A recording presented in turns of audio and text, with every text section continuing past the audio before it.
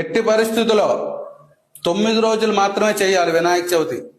11 రోజులు చేస్తాం, 13 రోజులు చేస్తాం అంటే కుదరదు ఈ సంవత్సరం. ఎందుకంటే గ్రహణం వస్తుంది.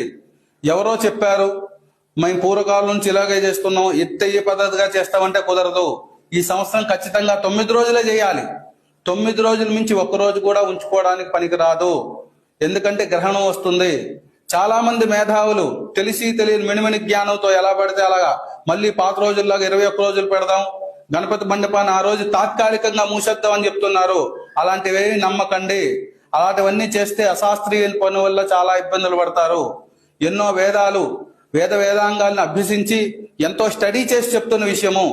ఏదో ఛానల్లో ఇంటర్వ్యూ కోసమో లేదో వ్యూస్ కోసమో చెప్తున్న విషయం కాదు. ప్రజలు అప్రమత్తంగా ఉండాలి ఈ విషయంలో. ఎందుకంటే 9 రోజుల మించి మండపంలో గణపతిని కానీ ఉంచినట్లయితే మనకి చాలా అరిష్టం జరుగుతుంది. ఆ గ్రహణ శూల తగిలిందంటే మనందరికీ కూడా చాలా